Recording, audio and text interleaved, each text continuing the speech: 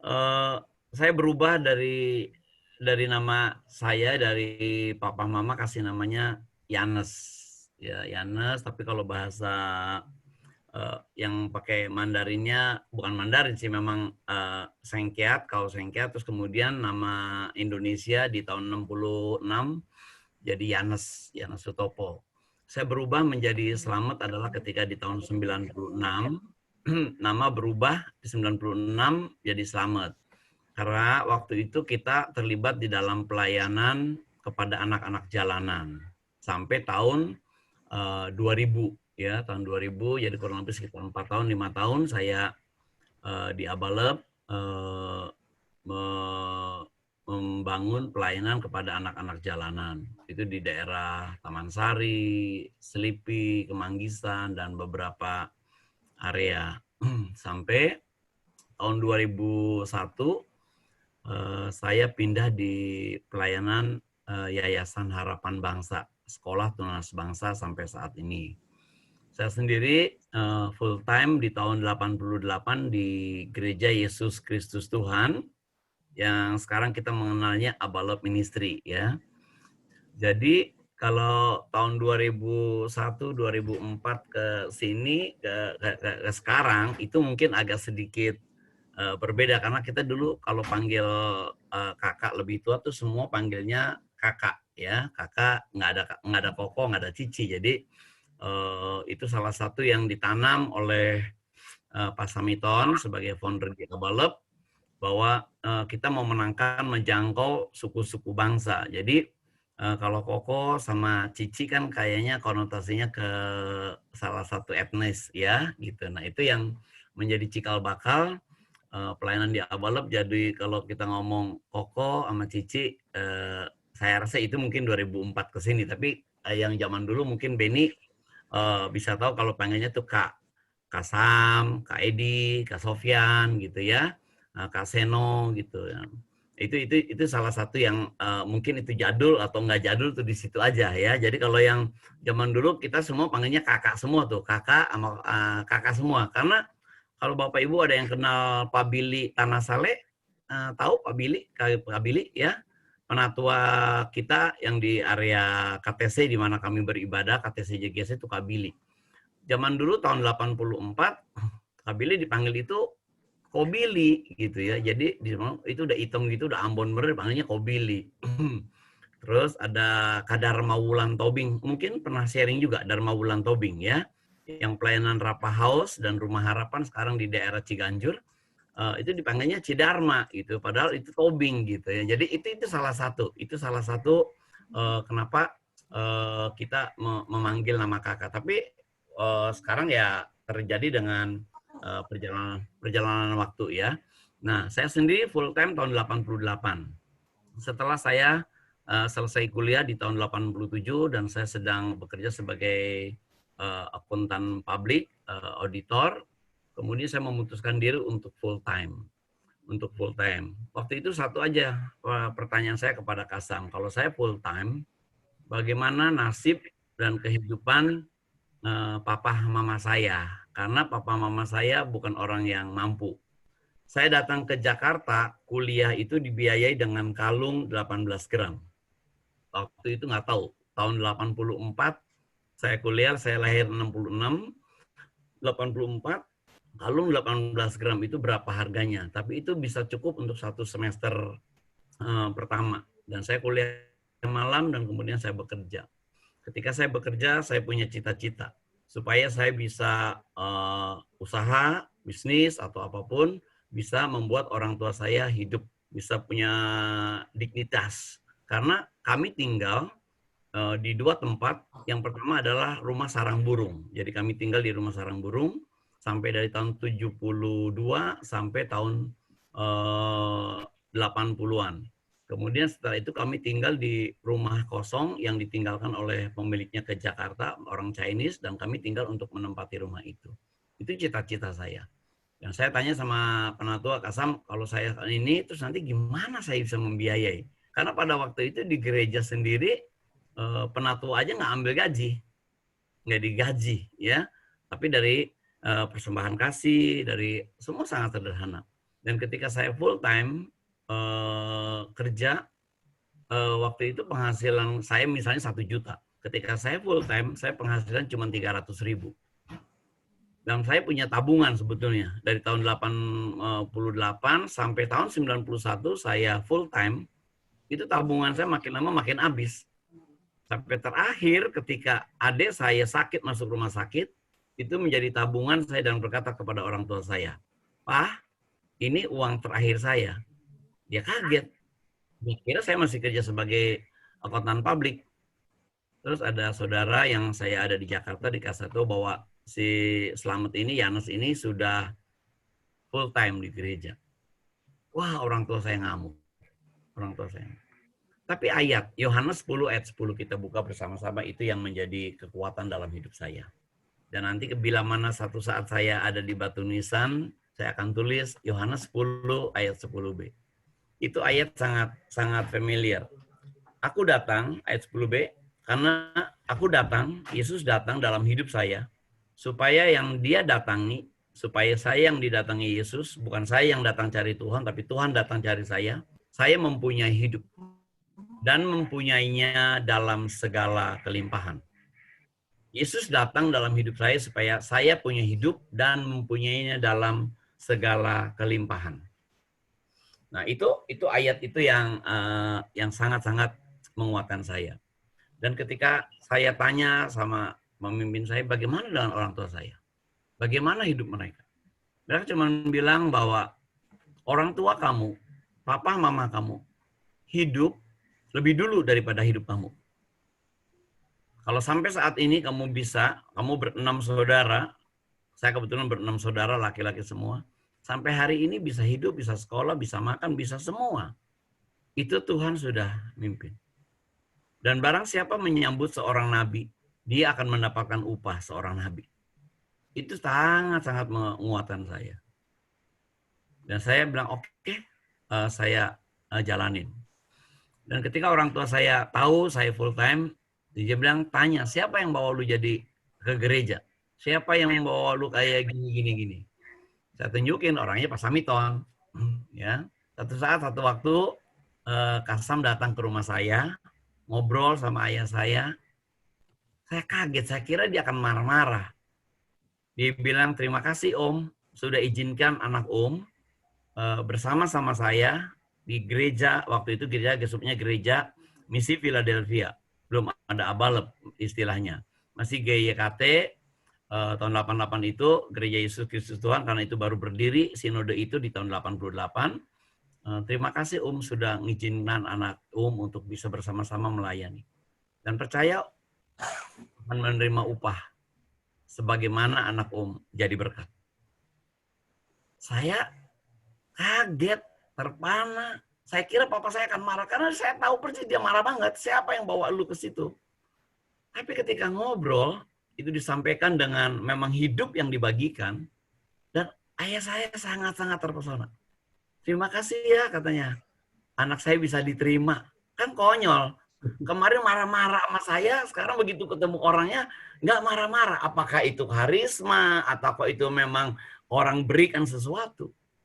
Dan orang tua saya punya pohon mangga, harum manis, gedong, ada satu mangga lagi khusus, hanya di beberapa kecamatan, di beberapa wilayah hanya cuma ada di beberapa tempat aja, salah satunya di rumah kami. Setiap kali saya pulang, dia selalu bilang, ini bawa nih buat si Pak Samiton. Itu yang membuat saya hebat banget, Tuhan bisa berkarya. Nah, sejak saat itu, dari tahun 88 sampai hari ini, saya sudah full time ada di dalam pelayanan anak. Ya, sampai tahun 2000 ada di dalam pelayanan anak. Nah, itu yang membuat saya bisa melihat bagaimana karya Tuhan dalam hidup saya. Satu ayat lagi, ketika di tahun 91, April tahun 91, sebelum kami menikah di bulan Juni 91, berarti udah 29 tahun, ada satu ayat dalam Yohanes 15 ayat 16. Yohanes 15 ayat 16.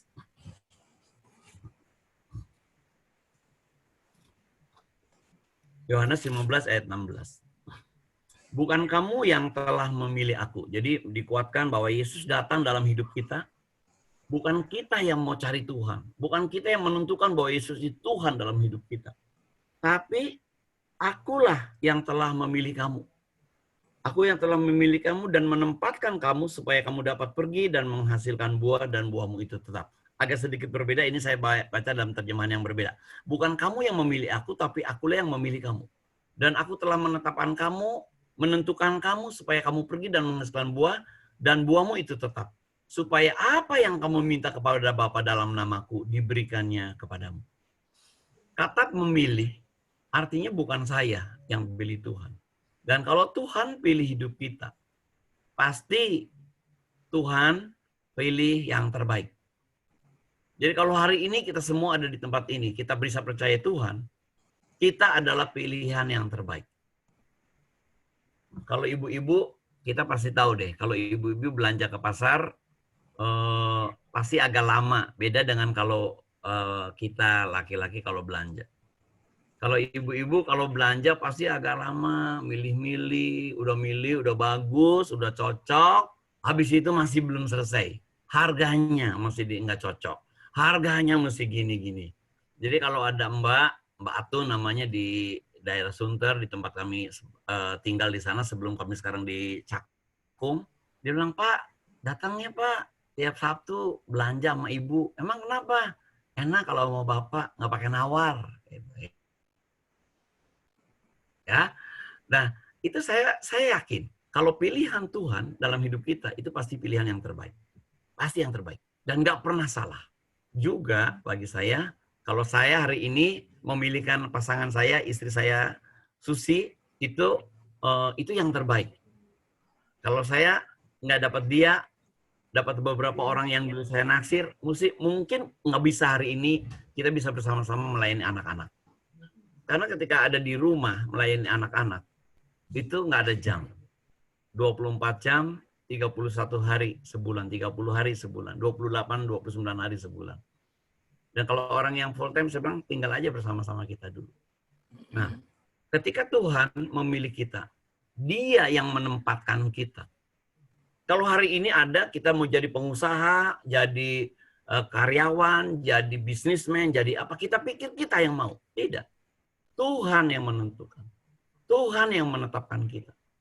Artinya, profesi kita apapun, kalau kebetulan saya full time, kebetulan ya, dan memilih itu. Tapi kalau Bapak Ibu nggak full time, bukan berarti Bapak Ibu bukan milik Tuhan. Sepanjang Yesus menentukan kita, memilih kita, chosen kita, sejak saat itu Bapak Ibu sedang pergi. Orang pikir pergi itu pergi kemana? Pergi kemanapun kita hari ini berada. Tuhan mau pakai supaya lewat hidup kita menjadi berbuah. Berbuah tetap dan berbuah banyak. Itu yang tadi saya sebut dalam Yohanes 10 ayat 10b. Kamu memiliki hidup, taunya bahwa hidup kita berkelimpahan gampang. Ada yang keluar nggak dalam hidup kita? Ada sesuatu yang terus mengalir nggak dalam hidup kita? Kemarin Benny ngobrol ke tempat saya. Panti asuhan di tempat kami berada ini sekarang artinya dimandirikan dari awal. Buat saya nggak masalah. Karena itu Tuhan yang punya, bukan saya yang punya. Sampai hari ini kami tetap makan. Setiap bulan, ada awal bulan tanggal 1, pasti ada orang kirim beras 20 kilo. Sampai hari ini kami nggak pernah tahu siapa yang kirim. Saya juga bingung kalau mau bilang terima kasih, ya bilangnya terima kasihnya sama orang yang ngirim. Setiap tanggal 1. Dan dalam waktu tertentu, kita kelebihan beras. Saya bilang, Mam, berasnya ada berapa? Emang kenapa? Enggak, kalau beras lebih, maksud saya, kita bisa bagi sama security, sama satpam. Dan itu dimulai dari 6 tahun yang lalu ketika kami pindah ada di Cakung saat ini. Dan anak-anak setiap Natal dapat hadiah begitu banyak, pilih buat kalian. Habis itu yang lainnya bagikan. Dapat kue begitu banyak, pilih buat yang kalian. Habis itu kita bagikan. Selalu ada yang keluar. Gampang bagi saya mengecek hidup saya. Kalau hari ini ada sesuatu yang tertahan bagi hidup saya, nggak keluar, nggak mengalir, itu menjadi pertanyaan. Yang terakhir Bapak Ibu, saya saksi ya, bagaimana saya belajar ketika pelayanan di anak jalanan, saya dapat berkat mobil untuk pribadi. Di tahun 2000, bulan Desember. Setelah acara Hari Bahagia tanggal 10 Desember 2000, itu hari Minggu, kemudian ada orang yang telepon dan dia kasih uang 70 juta waktu itu. Itu cukup buat beli mobil Futura Suzuki Carry. Dan saya belikan mobil Kijang akhirnya. Dan mobil itu ketika kami pakai sampai tahun 2004. 2004 mobil itu kami persembahkan di mana tempat saya sudah bekerja di Yayasan Harapan Bangsa. Karena di tempat itu kita punya keterbatasan secara finansial untuk bisa memberikan mobil kepada para pemimpin. Dan saya belajar untuk menyerahkan itu. Ketika saya menyerahkan, dan saya tinggal di panti asuhan di Sunrise, pemilik panti asuhan di Sunrise itu namanya Panti Asuhan Filemon, masih ada sampai sekarang. Dia memberikan kami inventaris mobil Panther. Kami pakai sampai tahun 2006. Di 2006 saya pindah ke Sunter. Kita pikir sudah selesai tugas di panti asuhan. Karena saya tetap di Sekolah Tunas Bangsa dan kemudian kita membesarkan anak-anak kita di Sunter. Ketika 2006 kami pindah ke Sunter, Tuhan berkati kami juga dengan satu mobil Avanza, dipinjam memang secara inventaris dari tahun 2006 sampai tahun 2013, kurang lebih sekitar 8 tahun. Tahun 2015, kemarin bulan Desember, saya juga dapat lagi mobil Avanza, dan hari ini sudah tahun kelima. Dan saya berencana membuat mobil itu berguna bagi orang lain. Anak saya bilang, "Pap, kamu kira kamu udah kaya banget ya? Punya mobil diserahin sama orang lain. Istri lu aja belum punya mobil." Gitu. Saya bilang, "Kenapa?" Saya sudah belikan mobil buat mama saya, pengganti 18 gram ketika saya kuliah. Dengan sebuah mobil yang buat dia masa tuanya. Juga buat mertua saya yang umurnya sekarang 90 tahun, kami juga membelikan. Tapi buat istri saya nggak membelikan. Anak saya komplain. Sampai hari ini. Dia masih membicarakan apakah benar kayak gitu. Saya bilang, hari ini Papa percaya. Ketika kita bisa memberikan sesuatu kepada orang lain. Dan orang itu belum tentu bisa membeli sampai akhir hidupnya. Kenapa saya berikan kepada orang itu? Karena orang itu di tahun 88 bersama-sama saya. Dulu ada bertiga, cuman yang satu sekarang sudah jadi pengusaha. Dua ini tinggal, dia orang ini yang sekarang saya mau beri ini tinggalnya di rumah susun di Parcakung. Bahkan ketika kemarin, di bulan Januari 2019, saya sudah galik nama atas nama dia. Dia juga nggak tahu kalau saya punya rencana itu. Tapi bulan Mei tahun 2020, dia harus mengambil beasiswa mahasiswa berprestasi di Jakarta. Karena anaknya mendapatkan Universitas Negeri Jember. Dan ditolak permohonannya karena dia punya harta. Ternyata harta itu yang menghalangi. Akhirnya kita blokir. Tahun ini, anaknya yang kedua diterima juga di Universitas Negeri Jember. Dan dia kembali mengajukan itu. Kemarin saya telepon kepada ketua yayasan di mana saya bekerja, boleh nggak dipinjamkan supaya mobil itu atas nama yayasan dan dia bisa pakai. Karena nanti 5 tahun kemudian orang ini akan pulang ke Banyuwangi, ke kampung halamannya untuk membangun Banyuwangi bersama-sama pekerjaannya dan dia bawa pulang mobil itu. Ketika itu terjadi, saya nggak tahu apakah besok saya pakai mobil atau enggak. Tapi kami di rumah, di panti asuhan ada mobil yang bisa dipakai buat anak-anak. Dan saya nggak pernah berpikir bagaimana saya bisa menumpuk kekayaan untuk kami. Tapi apa yang bisa kami keluarkan. Dan sampai hari ini kami bersyukur Bapak Ibu. Kalau Tuhan percayakan anak-anak, nggak banyak, hanya 11 anak yang ada. Tapi itu adalah kesempatan kita untuk kita bisa memberi hidup. Ya. Yang terakhir, ayat yang terakhir. 2 Timotius 2 ayat 4. Ayat ini lama sekali saya dapat di tahun 87 ketika itu Abah Lep masih ibadah di gedung PLN Gambir. Ada seorang hamba Tuhan namanya almarhum Petrus Agung. 2 Timotius 2 ayat 14.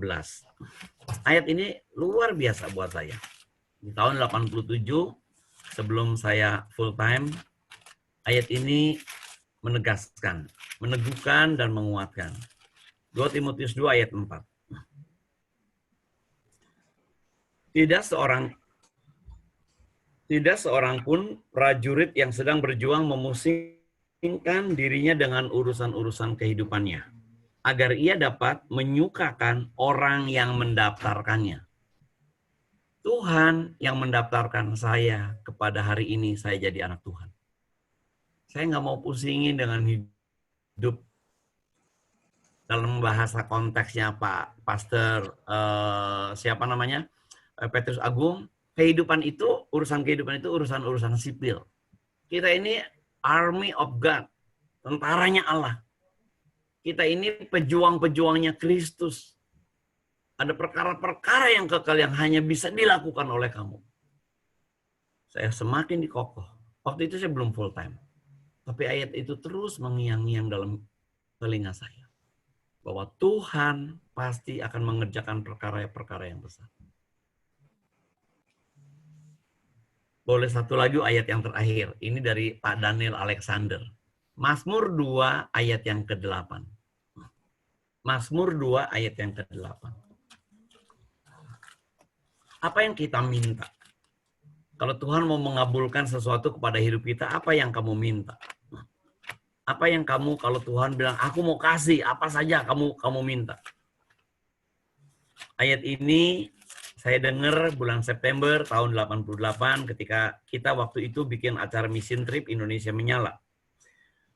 Mintalah kepadaku, maka bangsa-bangsa akan kuberikan kepadamu menjadi milik pusakamu, dan ujung-ujung bumi menjadi kepunyaanmu.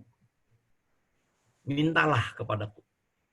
Apa yang hari ini Bapak Ibu, teman-teman kita semua minta? Ya, mintalah bangsa-bangsa. Mintalah kepadaku, maka bangsa-bangsa akan kuberikan kepadamu. Dalam ayat yang lain bahwa milik pusaka itu adalah warisan. Apa yang kita mau wariskan kepada anak-anak kita? Apa yang kita mau wariskan kepada hidup mereka? Warisan apa? Dan apa yang kita mau legacy? Legacy warisan. Apa yang membuat anak-anak kita menjadi sesuatu bangga? Harta benda mereka bisa cari. Tapi karya Kristus dalam hidup kita, ketika kita meninggalkan warisan yang kekal dan yang akan ditanya di dalam kerajaan kemuliaan Tuhan, berapa jiwa yang kamu menangkan bagi Tuhan? Hari ini saya kerja di Yayasan Harapan Bangsa, dan bulan September ini adalah saya 55 tahun dan saya pensiun, diperpanjang sampai Juni 2021. Pas PSBB, itu masa yang sulit. Bulan Juli ada 69 karyawan yang dirumahkan. Dan sampai saat ini kami terus membantu mereka untuk mereka bisa bertahan hidup. Bukan dari yayasan. Bukan dari yayasan. Yayasan sudah selesai di bulan Juni, mereka dirumahkan, dapat sesuatu. Kami terus berupaya. Seluruh guru di Tunas Bangsa ada 500 orang, kita sama-sama patungan untuk bisa menolong. Dengan berapapun yang kita bisa berikan. Kita bersyukur kalau kemarin ada yang punya penghasilan kerja di bawah 5 juta, BPJS Tenaga Kerja dapat 600.000. Itu bulan Agustus, September, Oktober, November, 4 bulan. Tapi kami sudah mulai dari bulan Juli. Dan saya cuma bilang, luar biasa ya. Pemerintah nyontoh kita, gitu. Itu gaya ya. Tapi kan kapasitasnya beda jutaan. Tapi ini hanya kepada 63. Tapi bagi saya, 63 itu adalah bangsa-bangsa. Dan Tuhan sedang menyaksikan, melihat bahwa pilihannya dalam hidup kita, dalam hidup saya, itu benar. Bapak Ibu percaya nggak bahwa hidup Bapak Ibu adalah pilihan Tuhan? Tidak pernah salah Tuhan memilih kita. Dan ketika Tuhan memilih kita, Dia akan memberikan alat untuk kita bisa hidup. dan hidup yang berkelimpahan. Ada orang bertanya, Pak, kalau berkelimpahan itu mesti kaya. Anak saya juga bertanya, emang lu udah kaya apa? Gaya banget, duit lu kaya berapa banyak? Terus dia bilang, orang mobil itu juga dikasih orang, emang lu kaya bisa beli mobil? Nggak bisa.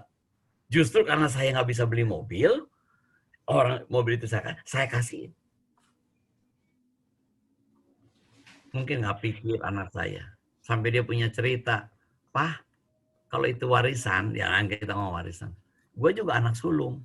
Gue juga punya hak atas warisan itu gitu kayak gitu. Padahal cerita konteks anak sulung dan anak bungsu, si anak sulung pun terhilang di rumah bapaknya. Anaknya yang punya harta warisan pergi dan dia habis, dia terhilang. Jangan kira anak yang ada di rumah bapaknya juga terhilang. Kenapa? Dia marah ketika anak bungsunya pulang, bapaknya bikin pesta. Gua yang udah bersama-sama kamu, Pak, ngerjain ini. Pesta aja kita nggak bikin. Loh, anak bapaknya bilang, kenapa kamu nggak bikin? Itu kamu punya. Hari ini, Bapak Ibu, apa yang ada dalam hidup Bapak Ibu, Tuhan bisa pakai untuk jadi berkat. Untuk memberi kehidupan. Saya bilang, saya nggak beri apapun di rumah ini. Hanya beri hidup saja. Tapi uang, dana, beras, semua orang lain yang siapkan. Tuhan yang pakai hidup mereka. Yang terakhir Bapak Ibu. Ada orang kasih uang 950.000 dari bulan Juni, Juli, Agustus, September. Dan orang itu kenal saya sudah lama. Ketika dia mereka pernikahan 5 tahun, usia mereka sekarang udah 25 tahun, berarti 20 tahun yang lalu. Dia pernah didoain sama kami karena mereka mau berpisah. Baru ingat 20 tahun kemudian. Hanya untuk uang 950.000. Dan aku juga pikir, kenapa nggak sejuta aja ya? Ya kan? Kenapa kok ganjil gitu 950? Kenapa nggak sejuta aja? Ya nggak tahu. Caranya Tuhan buat orang itu kasihnya segitu. Buat beras segini, buat rinso segitu. Ya sudah mau bilang apa. Tapi antik angka 950. Dan dikasih taunya 20 tahun kemudian setelah kami pernah melayani dia, menyelamatkan keluarganya dia. Saya juga hampir lupa orang ini di mana, tapi kayaknya ingat di Pantai Indah Kapuk atau di mana. Ya, itu cara Tuhan. Begitu kita memberi kehidupan berkelimpahan, ada harus yang keluar dari hidup kita. Dan tiap hari keluar dari hidup kita. Secara simpel, apakah senyum kita keluar tiap pagi? Apa teguran kita keluar tiap pagi? Apa sapaan kita keluar tiap pagi? Yang terakhir Bapak Ibu, saya ngomong sama istri saya, Mam, gaya hidup orang Abalep yang dulu saya rasain di 2004 ke bawah. Setiap kali kita ibadah, nanti kalau ibadahnya udah offline lagi, tetangga kanan kiri kita di tempat ibadah itu kenal semua enggak? Kalau kita di Belesa berapa muatnya bisa berapa ratus orang? 300. Kalau kita ibadah satu, apa ibadah dua? Ibadah satu. Biasanya ibadah satu itu yang udah umurnya 40 tahun ke atas ya biasanya ya. Ya. Yang bangunnya pagi. Saya selalu kalau tempat ibadah, waktu di KTC, sekarang kita pindah ke JGC, selalu pindah-pindah. Selalu pengen berkenalan dengan sekitar. Selalu tanya-tanya. Kepo ya, tanya di mana rumahnya, kerjanya apa yang saya bisa bantu. Itu dia gaya hidup berkelimpahan. Apa yang saya bisa tolong? Pastiin teman-teman kepompong, begitu nanti offline, pastiin kalau duduk jangan kumpul sesama kepompong. Sama kupu-kupu, sama ulet, sama daun, sama apa boleh. Itu ciri aja ya, ciri aja. Yang akan membedakan kepompong dengan yang lainnya, yang akan terus bertumbuh, kenalin berapa banyak. Yang terakhir dari tadi terakhir nggak habis-habis. Ini benar-benar terakhir. Kami dulu pernah punya komsel di daerah Citra Garden. Anggota komselnya 4 komsel, 4 keluarga. Namanya Herdis Superjaya. Bapak Ibu ada yang kenal nggak Herdis Superjaya? Itu di Palem. Yang kedua, Hendra dan Miming. Mungkin sekarang udah nggak di Abalep. Yang ketiga, Joni dan Nelly. Itu masih ada di Palem. Yang keempat, itu Oki dan... lupa namanya. Oki dan siapa gitu ya, orang Bangka. Kami komsel memang sudah di beberapa area udah dipecah, udah di apa namanya bahasa komsel itu multi. 4 komsel ini 4 keluarga awet, setahun setengah 4 keluarga aja. solid, kuat, bisa pelayan kemana-mana bisa. Tapi nggak pernah ada jiwa baru. Saya bilang kayaknya, saya sebagai PA waktu itu, kayaknya kita bubarin talian deh. Begitu dibubarkan, hari ini Herdis ada di mana, Joni ada di mana, Henda ada di mana, itu menjadi berkat. Ketika kita merasa nyaman hidup kita, mikirin diri kita, mikirin kenyamanan kita, finish selesai. Tapi ketika kita terus memberi hidup, tidak pernah selesai. Sampai Yohanes 10 ayat 10. Aku datang supaya mereka yang aku datangi memiliki hidup. Berapa banyak keluarga-keluarga pribadi-pribadi yang Bapak Ibu ketemui, datangi di dalam komsel, di dalam gereja, di dalam pekerjaan, di dalam pertemuan apapun. Apakah mereka memiliki hidup? Dan memilikinya dalam segala kelimpahan. Itu dari saya udah panjang banget kayaknya ya, nggak habis-habis. Mudah-mudahan Bapak Ibu bosan habis itu habis nggak ada pertanyaan dan kita bisa makan-makan. Tuhan memberkati.